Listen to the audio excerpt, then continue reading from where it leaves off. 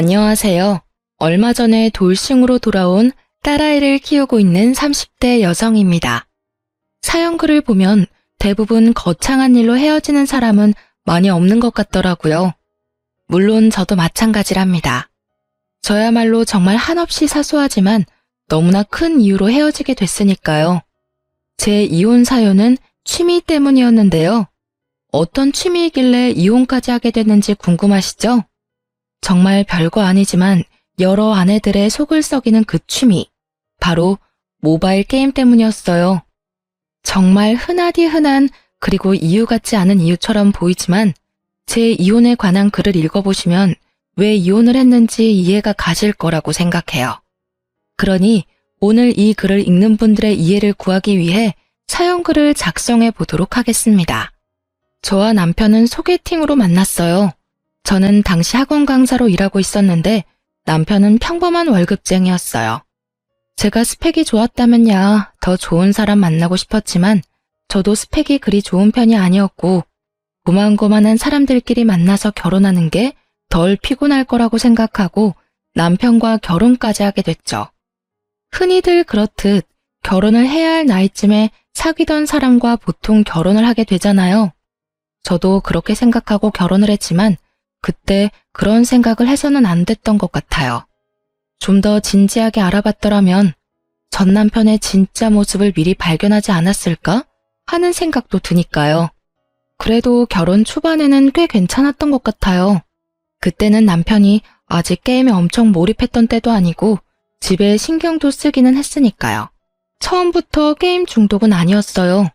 결혼 초반에는 그냥 어린애 같은 면이 있는 남자였고 제가 잘 끌어주면 된다고 생각했던 것 같아요. 그리고 신혼이라 남편이 노력한 것 같은데 그런 이유가 아니더라도 그때는 그저 다 용서가 되던 시기였던 것 같아요. 시모가 아들 일이라면 뭐든 감싸고 도는 극성 엄마라는 것도 어느 정도는 이해할 수 있는 부분이었어요. 시부는 동네에서 가게를 하셨는데 뭐든 남편을 좀 탐탁지 않게 생각하시는 면이 있었어요. 그래서 항상 남편에게 올바르게 행동하라는 말을 자주 하시곤 했어요. 솔직히 친정도 시댁과 비슷한 느낌이라 다 이해할 수도 있다고 생각했는데 정말로 이건 아니다 싶은 부분이 생기긴 하더라고요. 처음, 그러니까 남편의 취미 때문에 처음으로 제가 화를 낸 건 결혼식 직후에 있던 첫 번째 명절 때문이었어요. 남편과 미리 이야기를 해서 설 전날에 시댁에 가서 하룻밤 자고 설 당일 오후에는 친정으로 이동하는 동선으로 계획을 짰어요. 물론 남편도 거기에 동의를 했었고요. 시댁과 친정은 저희 집에서 모두 비슷한 거리에 있었지만 친정과 시댁 사이의 거리는 정반대라 2배의 거리였어요.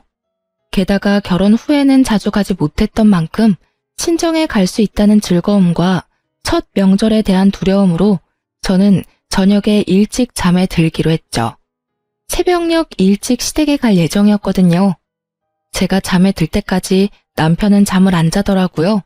보니 컴퓨터가 있는 방에서 열심히 뭘 하더라고요. 슬쩍 봤더니 게임이었어요. 뭐 게임이야 취미이고 스트레스 풀기용이니 이때는 저도 쿨하게 하도록 놔뒀죠. 이때 이걸 바로 잡았어야 했는데 그때는 이제 곧 남편도 자겠지 하는 마음으로 저 먼저 잠에 들었어요. 그런데 그날 너무 건조했던지라 중간에 목이 가렵고 물이 마시고 싶어서 잠에서 깨버렸어요. 물 한 모금 마실까 하고 조심스레 일어났는데 옆에 남편이 없더군요. 이상하다 싶어서 부엌 정수기에서 물을 따라 먹고 있는데 희미한 불빛과 소리가 남편이 있던 방에서 나더라고요. 슬쩍 가서 확인을 해보니 남편이 누군가와 통화를 하면서 여전히 게임을 하고 있더라고요. 시계를 확인하니 새벽 3시 반. 아침 7시에 시댁으로 출발하기로 했는데 여태 잠을 자고 있지 않으니 환장하겠더라고요. 이 남자가 도대체 무슨 생각으로 일어나 싶어서 결국은 제가 참다 못해 한마디 했죠. 당신 아직도 잠을 안 자면 어떡해. 내일 시댁 가는 거 잊었어?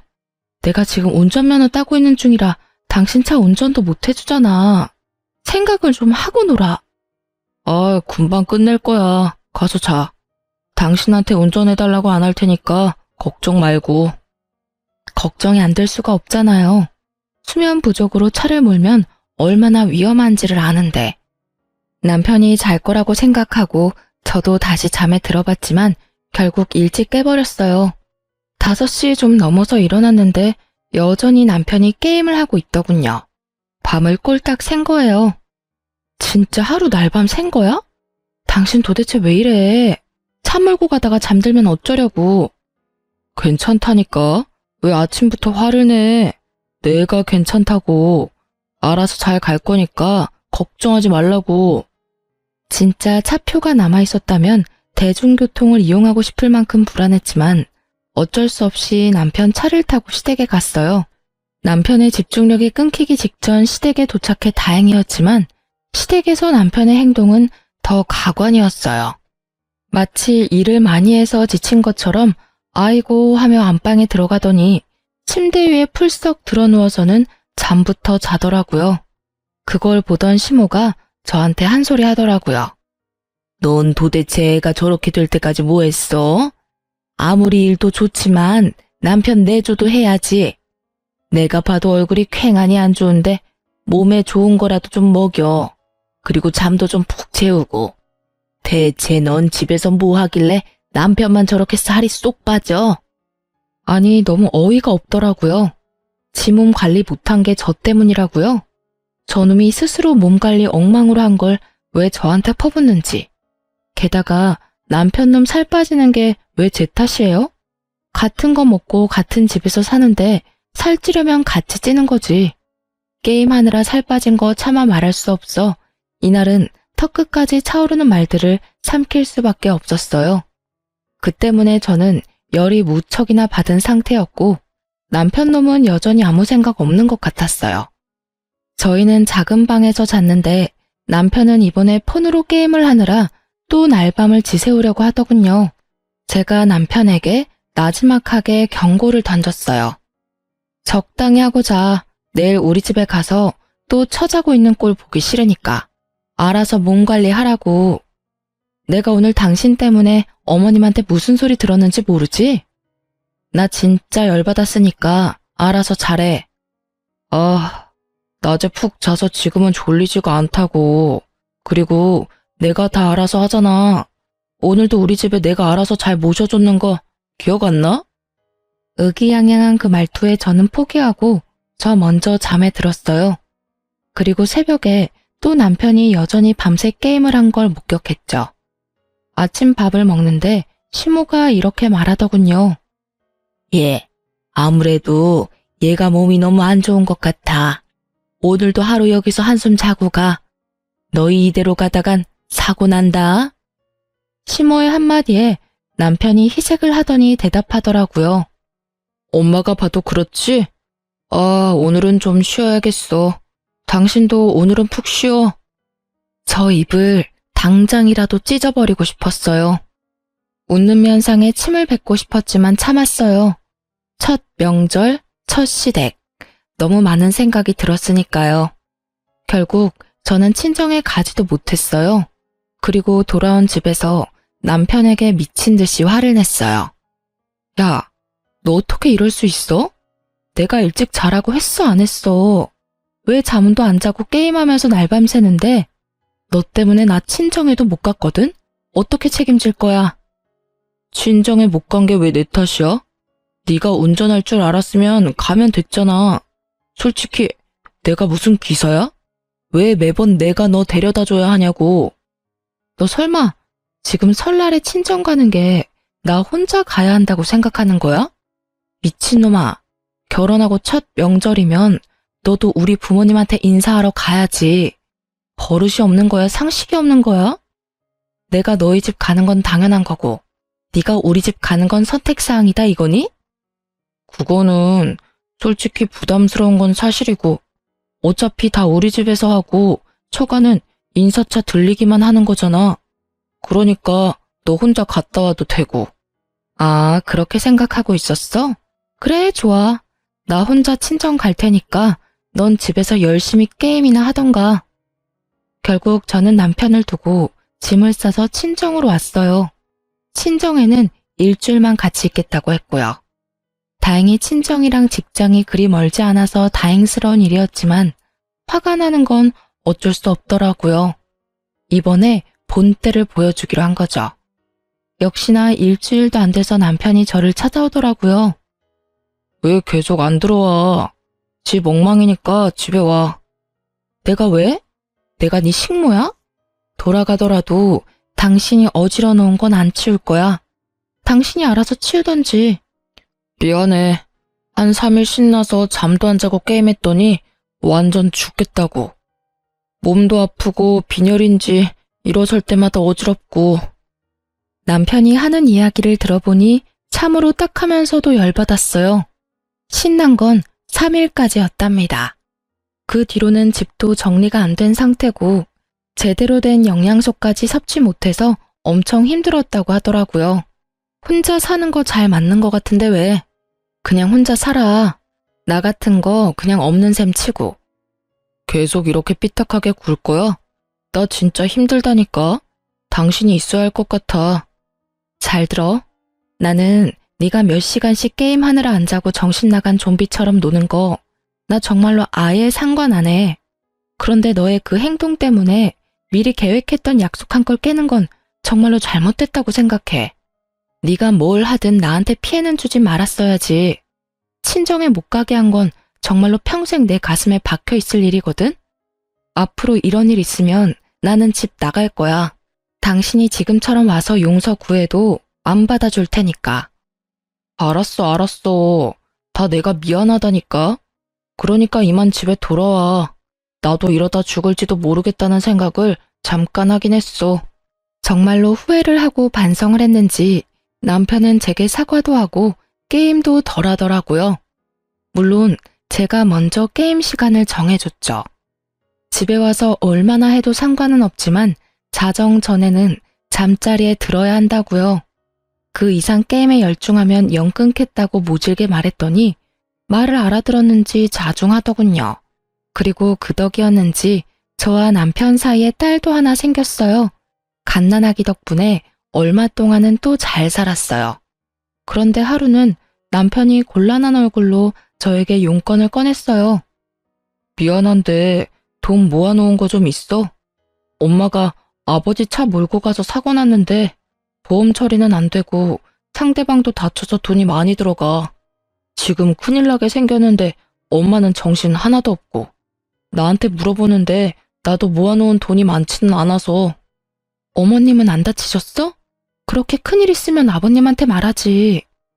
양가 어른들에게 혹시나 문제가 생기면 쓸 수 있게 돈을 좀 모아놓은 게 있기는 한데 얼마나 필요하신 거야? 한 1,000만 원 정도 필요해. 엄마가 쪽팔려서 너한테는 빌려달라고 말을 못 하시겠다고 하더라고요. 그런데 어떡해. 일단 사람부터 살리고 봐야 할 거 아냐. 저는 남편에게 1,000만 원을 빌려줬어요. 쉬운 선택은 아니었지만 힘들다니 어쩔 수 없었죠. 그러더니 남편이 한마디 더 하더라고요. 엄마 성격 알지? 남한테 빚지고는 못 사는 성격이신 거. 웬만하면 아는 척 하지 말고 기다려줘. 금방 돌려주실 테니까. 돈 들어오면 내가 당신한테 줄게. 저는 그 말만 철석같이 믿고 있었어요. 그런데 그 믿음이 깨진 건 일주일 뒤였죠. 며느라가, 너 이번에 너희 신우 결혼하는 거 알지? 혼수의 예단에 이것저것 해야 할 게 많은데 걔도 모아놓은 거 하나 없고 우리도 너희 집 살 때 돈 보태느라 돈이 없어. 혹시 너희 돈 모아놓은 거 있으면 좀 빌려줘라. 그 정도는 해줄 수 있지? 당당하게 돈을 요구하는 시모의 그 말에 저는 조심스럽게 시모에게 대답했죠. 어머님, 저번에 빌려가신 게 마지막이었어요. 정말로 지금은 돈이 없어서 남편도 그때 같이 보태서 낸다고 했으니까 남편도 없을 거예요. 뭐? 내가 저번에 뭘 빌려가? 너 뭐 잘못 알고 있는 거 아니니? 내가 왜 너한테 돈을 빌려? 생사람 잡지 마 얘. 일단 끊어봐. 아들한테 전화해 볼게. 결국 시모는 전화를 끊었고 저에게는 의문만 남았습니다. 시치미를 떼시는 건지 말을 못 꺼내게 선수를 치신 건지 뭔가 이상한 느낌이 싹 오더라고요. 그래도 설마 남편이 거짓말을 했겠나 싶었어요. 밉상짓은 해도 머리 굴려 거짓말할 놈은 아니었거든요. 그래도 확인은 해야 하니 그날 저녁 남편에게 말했어요. 당신 혹시 어머님한테 전화 받았어? 아가씨 결혼한다고 돈 좀 빌려달라던데. 저번에 빌려드린 돈은 아예 다 쓰신 거야? 어? 그거? 아마 그때 다 쓰셨으니까 연락 오셨겠지? 아, 맞다. 나 쓰레기 좀 버리고 올게. 말을 하다 말고 남편이 마치 도망가듯 쓰레기를 부랴부랴 들고 밖으로 나가더라고요. 수상한 냄새가 폴폴 났습니다. 이놈이 진짜 거짓말을 했을까 싶었어요. 혹시나 증거가 남편 폰에 있을 거라고 생각하고 남편이 두고 간 폰을 살폈는데 여전히 모바일 게임이 켜져 있었어요. 그런데 채팅창에 어떤 사람이랑 대화가 있었는데 거기 여보야라고 적혀 있더라고요. 깜짝 놀란 제가 그 채팅방에 들어가서 확인을 했어요. 이제까지의 대화 목록을 보니 아주 가관이더군요. 사랑해, 보고 싶다, 만나면 정말 잘해줄 수 있는데 난 자기뿐이야 등등. 이게 게임도 모자라서 바람까지 피나 하는 마음에 얼른 남편이 오기 전에 증거 확보하려고 제 폰으로 동영상을 찍었어요. 영상으로 채팅 내역을 모두 저장한 저는 혹시 다른 건 없나 싶어서 둘러봤어요.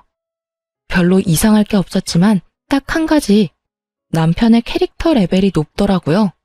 캐릭터 옆에 VIP라고 떡하니 써져 있었죠. 저도 모바일 게임을 해봐서 아는데 VIP 레벨은 무조건 돈을 써야 레벨을 올릴 수 있는 단계거든요. 높으면 높을수록 돈을 많이 썼다는 이야기인데 저는 설마 하면서 어느 정도 돈을 썼나 싶어서 남편 어플의 결제 내역부터 확인했어요. 그런데 그거 보고 저 완전 눈 돌아갔잖아요. 확인한 날짜, 그달의 총 지출액이 100만 원 정도 되더군요. 게다가 제가 확인한 날은 17일이었는데 1일부터 17일까지 100만 원을 썼다는 이야기잖아요.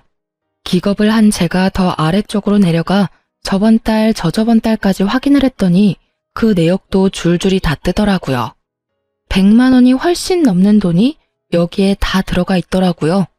그제야 저는 깨달았죠. 남편 놈이 지 월급을 모두 게임에 꼬라박았다는 걸요. 그리고 그와 함께 제가 남편에게 준 돈의 행방이 걱정되기 시작했어요. 이 결제 내역을 보고 나니 아까 시모와의 통화에서 시모가 정말 그런 내용을 몰랐던 거 아닐까 하는 합리적 의심이 들었죠. 실제로는 그런 사고 당한 적도 없고 돈도 가져가지 않았을지도 모른다는 생각이 강하게 들었어요. 남편이 거짓말하고 그 돈을 다른 데로 보낸 게 아닐까 하는 생각이요. 그런데 현금 결제 내역으로는 제가 준 1,000만 원의 행방은 찾을 수가 없었어요. 이게 어디로 갔나 싶었는데 그 실마리는 의외의 곳에서 발견했어요. 바로 남편과 여보야 하며 대화를 주고받았던 채팅방이요. 그 채팅방 훑어보니 제가 돈을 빌려준 날 이런 메시지가 있었어요. 그때 돈 빌려줘서 너무 고마웠어. 자기 덕분에 한시름 났네. 사랑해. 이런 메시지요. 아마 돈 빌려준 게 제 돈 1,000만 원일 거라는 강한 감이 오더라고요. 결국 열받은 저는 쓰레기 버리고 돌아온 남편을 털었어요. 너 내 돈 어머님한테 빌려줬다는 거 거짓말이지? 아니야. 그거 받아서 엄마한테 빌려줬어. 엄마가 모르는 척 하는 거라니까. 저는 남편 놈에게 폰을 던지며 말했어요. 거짓말 작작 좀 해. 내가 바보 병신으로 보이냐? 네 폰에 이렇게 버젓하게 증거가 있는데 저번에도 내가 말했듯이 네가 뭘 하든 내 알 바가 아니야. 그냥 나한테 피해만 주지 말라고. 그 말 그때 들었지? 그런데 이게 뭐야? 너 어머니한테 준다고 가져간 돈 게임으로 만난 여자한테 줬더라? 미친놈아. 얼굴도 못 본 여자한테 뭐가 꽂혀가지고 그 큰 돈을 갖다 바쳐? 네가 사람이야? 그 돈이 무슨 돈인데? 맞습니다. 그 여자와는 얼굴 한번 본 적 없는 사이였더라고요. 여자가 돈을 빌려준 다음 날 이제 만나자며 날짜를 잡은 걸 봤거든요. 그 말에 남편 놈이 기대하는 표정의 이모티콘을 보낸 것도 정확하게 봤고요. 채찍질 같은 제 말에도 남편은 한마디도 안 치고 대답하더군요. 뭐가 꽂히긴. 같은 취미 가지고 있는 여자가 더 좋은 게 당연하지. 이거 봐. 당신은 여전히 내가 게임을 왜 하는지도 모르잖아. 나도 당신처럼 게임 못하게 하고 매번 통제하려는 여자는 짜증나서 싫다고. 그래서 너한테서 마음 멀어지는 건데 왜 남 탓을 하는 건데? 우와, 앞에서 이딴 말을 듣는데 진짜 머리 돌아버리겠더라고요. 통제라는 말을 이럴 때 쓰는 게 맞나요? 제 상식선에서는 도저히 이해가 안 가는 이야기라 헛웃음만 나오더군요. 그래서 너는 하늘을 우러러 한 점 부끄럼 없다 이거야? 말해봐. 네가 진짜 잘못한 게 하나도 없어? 그 돈도 어머님한테 준 게 사실이고? 그럼 믿어줄 테니까 지금 당장 어머님한테 가서 그 돈 받아와. 내 돈이고 나는 그 돈 받을 자격 있다고 생각하니까 당장 가져와. 네가 지금 내 앞에 돈 대령하면 이 일 다 없었던 일로 치고 내가 너한테 사과하면서 큰절까지 할게. 당당하다며. 그럼 지금 당장이라도 이야기해서 돌려달라고 해야지. 그건 지금 당장 못해. 엄마도 사정이 있고. 어머님이 사정이 있는 게 아니라 네가 사정이 있겠지. 그 여자한테 다 줘서 없지? 통장 내역 당장 까. 어머님한테 드렸으면 어머님 명의로 1,000만 원이 넘어갔겠지. 결국 남편은 말도 못하고 통장도 보여주지 않더라고요. 지은 죄가 있는 게 목소리는 얼마나 큰지 저는 당장 남편을 끌고 시댁으로 쳐들어갔어요. 이미 이혼은 무조건 확정사항이었어요. 제 마음속에는 이미 선이 그어졌거든요. 그래도 남편놈이 친 사고를 시부모가 알아야 어떻게든 수습이 될 것 같아서 말이죠. 시댁에 가서 남편놈을 앞세우고 이혼하겠다고 말했어요. 시댁에서도 폭탄 발언을 한 저와 남편을 연달아 보며 무슨 일인지 쳐다보더라고요. 솔직히 말 꺼내면서도 시모가 저를 두둔해 줄 거라는 생각은 정말 조금도 하지 않았어요. 어머님, 아버님, 저 이 사람이랑 이혼할 거예요. 정말 지긋지긋해서 못 해먹겠어요. 게임하느라 집안일은 아무것도 안 하고 육아조차도 관심이 없어요. 게다가 게임을 취미로 하는 거면 모르겠지만 이 정도로 사람 허파 뒤집을 정도로 사고치는 건 절대로 용서 못해요. 그리고 예상대로 시모는 제게 더 큰 비난을 퍼붓더라고요. 너 무슨 말을 그렇게 해? 남편 내조를 제대로 못한 너를 탓해야지. 너는 이렇게 될 때까지 뭘 했어? 이게 온전히 다 우리 아들 탓이야? 네가 신경 쓰고 관리했으면 이렇게까지는 되지 않았을 거 아니야? 남편 기죽이는 건 그렇게 잘하면서 취미로 하는 걸 이해 못할 정도면 그래, 차라리 헤어지는 게 잘 됐네. 너 우리 아들한테 하는 거 애저녁부터 마음에 안 들었어. 너만 큰소리 칠 줄 아나 본데 나도 너한테 큰소리 칠 거 많거든? 아무것도 모르고 남편 새끼 두둔하는 시무를 보니 아주 불쌍해서 딱할 정도였어요. 아, 그러세요? 제가 어떻게 관리를 해야 할까요? 월급의 절반을 게임에다 쳐넣으면서 저한테는 꼴랑 50만 원으로 생활비 하라는 남편을요.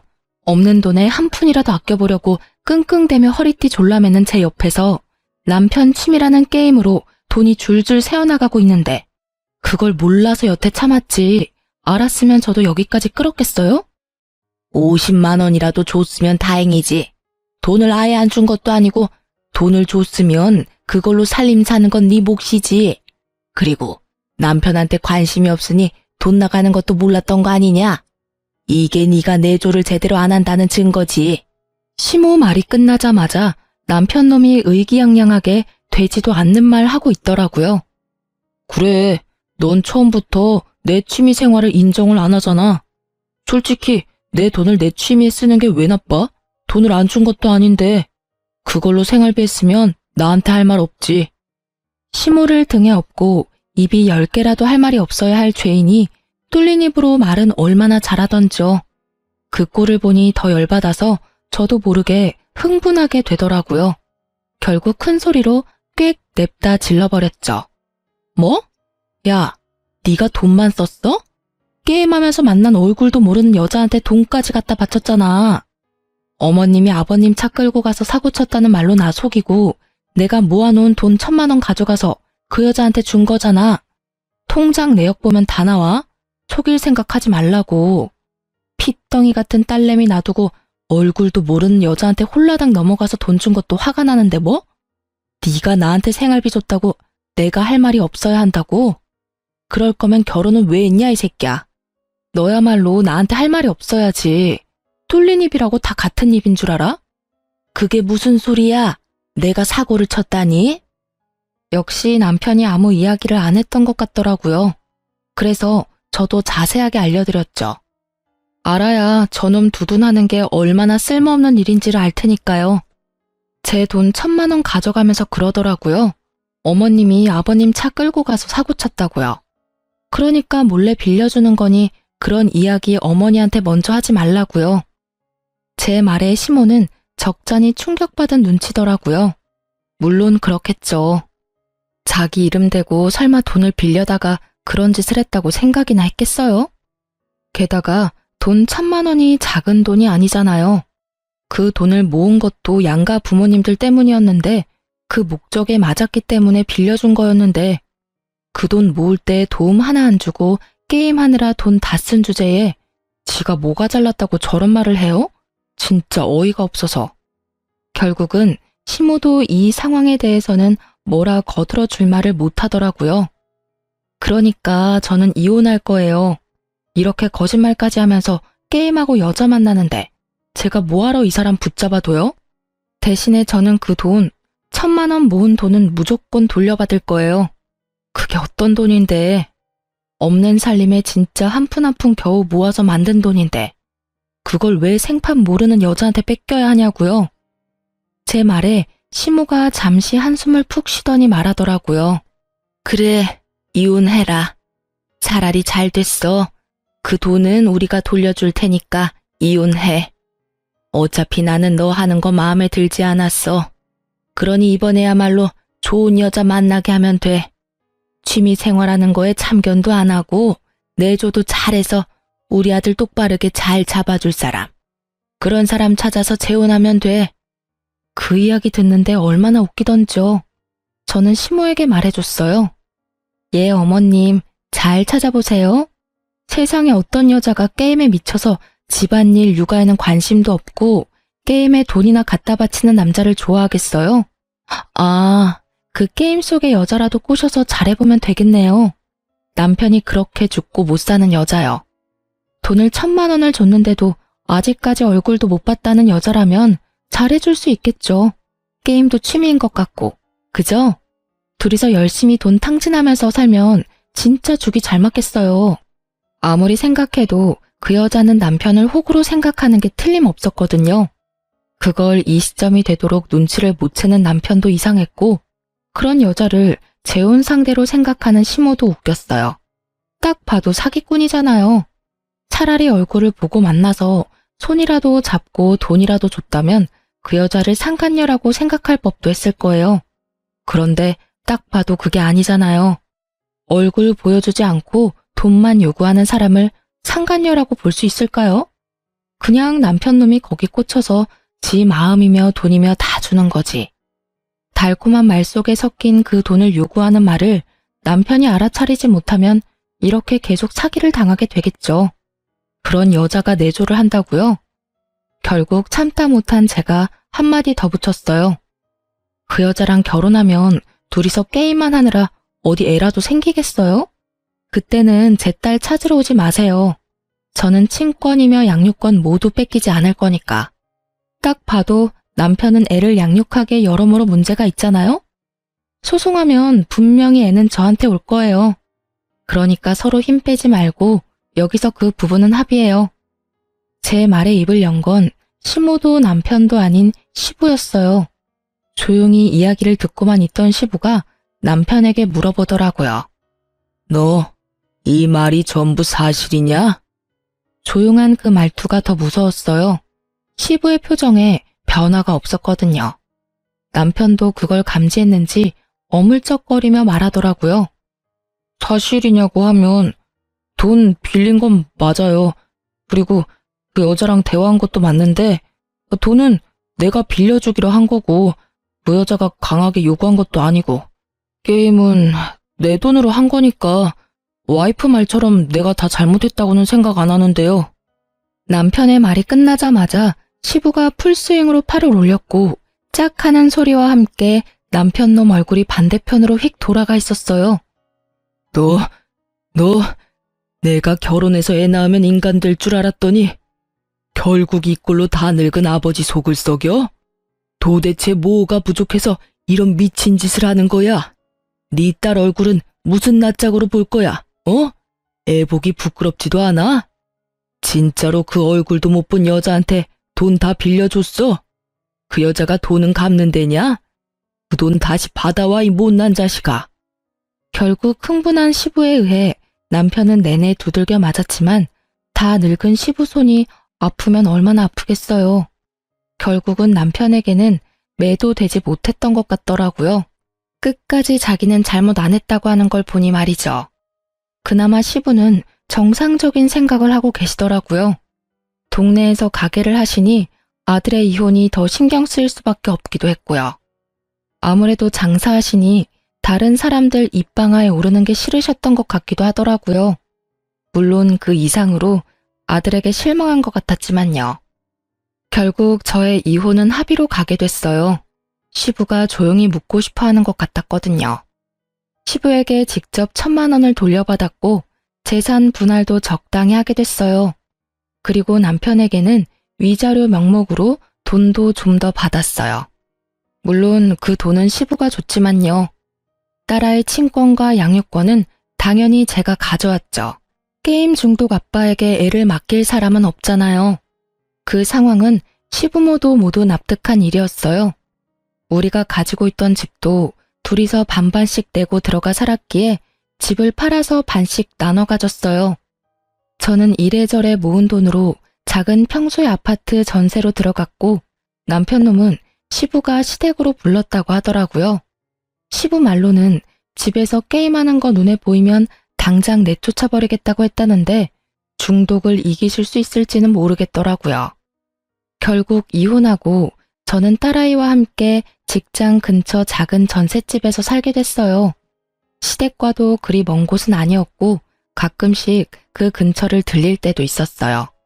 그러던 중 시부가 일하던 가게 근처에 갈 일이 생겨서 그 근처를 방문했다가 시부를 마주쳤어요. 시부는 저에게 호의적이었고 마지막까지 상식적으로 일을 해결해 주셨기 때문에 잘 지내셨냐고 안부만 묻고 가려고 먼저 말을 걸었어요. 잘 지내셨어요? 그렇게 말을 걸고 가까이서 시부 얼굴을 보니 아주 얼굴이 퀭하더라고요. 저는 흠칫 놀랐어요. 저와 이혼하고 남편이 또 사고친 건 아닌가 하는 생각이 들었죠. 그래. 여기는 무슨 일로 왔어? 아, 근처에 볼 일이 있어서 왔다가 잠깐 들렀어요. 인사만 하고 가려고 했는데 혹시 몸이 안 좋으세요? 얼굴빛이 너무 안 좋아 보여서. 걱정스럽게 쳐다보는 저를 보던 시부가 고개를 절레절레 저으시더니 말하더군요. 내가 그 미친놈 때문에 죽겠어. 아니, 그게 귀신이 씌인 것도 아니고 진짜 정신이 제대로 나갔어. 너한테 할 이야기는 아니라는 걸 아는데도 진짜 이놈이 짐승 새끼가 아닌가 그런 생각이 든단 말이지. 네? 또 무슨 일 있으셨어요? 아직도 그 사람 게임 못 끊었어요? 아니면 그 여자 때문에 그러세요? 이놈이 우리 집 들어와서도 여전히 정신을 못 차려. 게임을 하지 말라고 했더니 집을 나가서 들어오지를 않잖아. 어디 있는지 찾아보면 집 근처 어슬렁거리며 게임이나 쳐하고 밥도 안 먹고 잠도 안 자서 아주 사람 속을 완전 문드러지게 하는 거야. 게다가 그 여자한테서도 아직 못 벗어났는지 돈도 안 돌려주는데도 아비 앞에서 그 여자를 끼고 돌아. 어휴. 그 이야기를 들으면서도 저는 이렇게 될 줄 알았다는 생각이 저절로 들 정도였어요. 솔직히 제가 당한 일들을 모조리 두 분이 당하고 계신다고 생각하니 좀 딱한 마음도 들기는 했죠.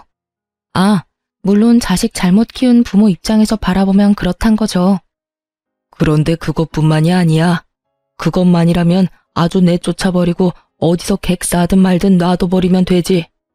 그런데 너하고 이혼하면서 생긴 돈을 모조리 그 여자한테 준 것 같더라고. 그 돈 어딨냐고 물어봐도 대답을 안 해. 너도 알다시피 그 집 살 때 아들놈 돈 한 푼 없어서 내가 아파트비 반틈 내주지 않았냐? 그렇게 치면 그 돈이 내 돈인데 지가 홀라당 가져다가 써버렸어. 어디다 썼냐고 물어봐도 답을 안 해. 아마도 그 여자한테 줬겠지. 그래서 내가 물어봤어. 그 여자 얼굴은 봤냐고. 그렇게 좋으면 집에 데리고 와서 얼굴이나 보여주라고. 그랬더니 참견하지 말고 가만히 있으랜다. 집에 데리고 오지도 못할 여자한테 그 많은 돈을 퍼부었다고 생각하니 내가 이놈을 왜 데리고 왔는지 이제는 후회가 돼. 저 알아서 살도록 놔둬버릴 것을. 그런 일이 많이 힘드셨겠어요. 그래서 지금도 같이 살고 있고요? 아니야. 이 못난 놈 저번 주에 내보냈어. 월세방 하나 얻어주고 지가 월세 못 내면 알아서 쫓겨나겠지. 그것도 왜 내보낸지 알면 기도 안 찰 거다. 얼마 전부터 집안에 있는 물건이 하나씩 없어지더라고. 처음에는 부엌에 있는 물건이었는데 그 다음에는 컴퓨터나 TV, 공기청정기가 없어지더라고. 알고 보니 아들놈이 그걸 가져갔더라고. 어디다 썼냐고 물어보니 답을 안 하길래 알아보니까 그거를 다 갖다 중고시장에 팔아버렸더라고. 돈으로 바꿔서는 또 그 돈도 여자한테 보냈더라고. 내가 그걸 알고 나니 진짜 귀신을 집에 들렸다 싶어가지고 당장 내보내버렸지. 집에 못 들어오도록 비밀번호까지 바꾸고. 그 말을 듣는데 이젠 저도 위로의 말을 못 꺼내겠더라고요. 얼마나 고생했을지가 눈에 훤해서요. 제가 그런 말하면 죄송할 것 같아서 말을 아꼈어요. 그랬더니 시부가 저한테 그러더군요. 너 이혼 잘했어. 그놈 데리고 있었으면 우리 손녀까지 팔아치웠을지도 모를 일이야. 봐라. 그렇게 자기 아들이라며 끔찍이도 두둔하던 마누라가 세간살이 하나씩 없어질 때마다 점점 말도 없어지고 내 눈치까지 보더라니까. 결국 냉장고 없어졌을 때 이놈의 옆에 내가 내 앞에서 울더라니까. 그렇게 아들 편들지 말라고 나쁜 건 고쳐야 되니 모질게라도 대하라고 했건만 그걸 못해서는 결국 아들을 저렇게 만들었으니. 그 말을 하는데 하필 시모가 가게 안으로 들어오시더라고요. 제가 이혼하기 전에 시모는 아무 일도 안 하는 전업주부였는데 남편이 얼마나 재정적으로 두 분을 쪼들리게 만들었는지 결국 시모도 시부 가게에 나와서 일을 도와주고 계셨더라고요. 시모는 제 얼굴 보고 흠칫하더니 이내 눈물을 주룩주룩 흘리더라고요. 애미야, 내가 너한테 모진 말을 많이 했어. 같이 살아보니까 네가 얼마나 고생했을지 알겠더라. 내가 그런 말 한 거 마음에 담아두지 마라. 못 모르고 한 말이야. 알고 나니 도저히 감싸줄 생각도 안 들고 그냥 너한테 미안하다는 생각만 나더라. 시모도 전 남편에게 쓴소리까지 했다고 하는데 결국 그게 먹히지는 않았대요. 제 앞에서 울면서 그런 이야기를 하는 시모를 보니 참 무슨 표정을 지어야 할지 모르겠더라고요. 그렇지만 분명하게 드는 생각은 딸아이만이라도 데리고 나와서 정말 다행이라는 생각이었죠. 남남이라는 게 이렇게 마음이 편할 줄 몰랐어요. 시모가 그렇게 후회를 하는데 저희는 이미 이혼을 해서 남남이잖아요. 시부모와 그런 이야기를 끝내고 집에 돌아왔는데 남편놈이 착실하게 제 무덤 파고 있는 걸 듣고 나니 빨리 손절하기를 잘했다는 생각이 들었어요. 그리고 한 가지 의문이 들었죠. 도대체 게임 속의 여자는 얼마나 대단한 여자길래 이렇게 남자의 골수까지 빨아먹나 싶은 생각이 들었거든요. 전 남편이 돈이며 세간살이며 다 갖다 바친 거면 분명히 그만큼의 무언가가 있으니까 줬을 거잖아요. 그런데 얼굴은 한 번도 본 적이 없다고 하고 아무래도 사기꾼 냄새가 났는데 전 남편이 그걸 눈치를 못 챘다는 것도 이상하니까요. 찝찝함을 남겨두고 그렇게 시간이 좀 흘렀어요. 시부모와 대화를 나눈 지 한 달 좀 되지 않았을 때 친정엄마한테서 연락이 왔더라고요. 너 그 이야기 들었어? 네 전 남편 이야기. 엄마 그거 듣고 완전 뒤집어졌잖아. 응? 무슨 이야기? 그리고 이미 인연 끊긴 사람 이야기는 왜 갖고 와? 엄마는 기분 안 나빠? 나는 솔직히 기분 나쁘거든? 기분 나빠도 들어봐. 니네 시댁이었던 사람들 그 동네에서 가게 하지 않니? 엄마 친구 중에 거기 단골이 있는데 소문이 완전 파다하게 났다고 하더라고. 무슨 소문? 뭐 이제 와서 재혼이라도 한대? 재혼은 무슨, 사기당했다고. 사기? 뭐 충분히 예상 가능한 거였지만 놀라긴 했어요. 이제야 터진 거에. 그래, 네 전 남편이 그렇게 그 여자 얼굴 한번 보려고 돈을 그만큼 퍼부었다는데 여자가 만나자고 한 날부터 잠적했다고 하더라고. 그래서 네 전 남편이 눈에 불을 켜고 찾아다녔대. 근데 알고 보니까 그 여자가 상습범이었다고 하더라고. 노총각이나 유부남 그렇게 꼬셔가지고 돈 뜯어내고 잠적해버리는 상습범. 아휴, 그럴 줄 알았어. 뭐 그런 건 놀랍지도 않아. 딱 봐도 사기꾼 같잖아. 맨날 돈 얘기하고. 돈 없다 하면 시큰둥하게 반응하고, 돈 있다 하면 사랑해, 보고 싶어, 이런 반응 나오는 거 보면 딱 봐도 전문 사기꾼이지. 이제야 그걸 알았다는 게 나는 더 놀라운데. 근데 너 이거는 알았니? 그 여자가 사실은 여자도 아니었대. 남자라고 하더라. 세상에, 결국은 남자한테 농락당해서 돈이며 마음이며 다 날렸다고 하더라고. 갖다 바친 돈이 거의 몇천만 원이나 된다던데. 그 집도 딱 하게 됐지. 차 담보까지 잡아서 사기꾼한테 줬으니. 남은 건 빚밖에 없는 데다 그 여자 찾느라고 아들놈이 일도 제대로 안 해서 결국은 회사에서 잘렸다고 하더라고. 그래도 지 새끼라고 그 아버지가 데려갔다더라. 근데 데려가면 뭐하니? 밥만 축낸다던데. 그래도 얼마 전에는 그 아버지 가게에서 일하고 있대. 엄청 말도 없어지고 음침해지기는 했는데 게임은 안 한다고 하던데. 그 여자가 여자가 아니라 남자였다니. 전 남편 놈은 그런 남자에게 속아 넘어가서 돈까지 다 갖다 바치고 가정까지 깨고 애까지 버렸다는 거잖아요. 참, 이야기 듣는 내내 다른 세상 이야기 듣는 것처럼 현실감이 전혀 없더라고요. 그래도 빠른 손절 또 한 번 다행이라고 느끼긴 했어요. 솔직히 이혼하고 남편을 한 번도 못 봤거든요. 딸애를 볼 수 있는 면접 교섭권이 있었지만 미안했던 건지 아니면 별로 반성을 안 했던 건지 애를 만나러 올 생각도 않더라고요. 저도 애가 아빠를 안 만나는 게 더 좋다고 생각했어요. 나쁜 버릇이라도 나쁜 습관이라도 옮으면 큰일 나니까요. 그래도 양육비는 꼬박꼬박 들어오고 있는 걸 보니 시부가 대신 내주고 있는 것 같더라고요. 모든 걸 다 잃고 사기까지 당한 전 남편. 결혼이라는 게 저 혼자의 노력으로 가정이 유지되는 게 아니라는 걸 제대로 배우게 됐어요. 그리고 취미가 너무 지나쳐도 병이 된다는 걸 알고 나서는 취미를 갖는 것이 무서워지기까지 했거든요. 물론 우리 애한테도 게임을 시켜주는 것도 사실 무서워서 아직까지도 딸아이에게 인터넷 기능이 안 되는 휴대폰만 사줬어요. 혹시라도 저 몰래 모바일 게임을 할까 봐서요. 전 남편의 이야기를 들으니 하나의 맹목적으로 집중하는 게 얼마나 무서운 일인지에 대해 깨닫게 됐고요. 뭐든 적당한 게 좋은 법이죠, 남편에게는. 이번 일이 아주 좋은 약이 되었다고 생각해요. 그 일이 아니었다면 여전히 재산을 탕진하면서 게임에만 몰두하게 됐을 테니까요. 지금이라도 정신 차렸으면 잘 된 일이죠. 그리고 게임 중독이라는 이유로 이혼을 해보니 세상에는 별의별 이유로 이혼을 하는 사람이 많겠구나 하는 생각도 들었어요. 글을 쓰고 보니 유치하면서도 어이없는 이혼 사유이긴 한데 그래도 저에게는 생각보다 큰일이었다는 것만큼은 알아주셨으면 해요. 저 당시에는 정말 막막하고 힘들었으니까요. 쓰다 보니 글이 길어졌지만 글이 지루하지는 않으셨을 거예요. 뒷골 잡게 만드는 남편놈 덕분에요. 바쁘신 와중에 긴 글 읽어주셔서 너무 감사합니다.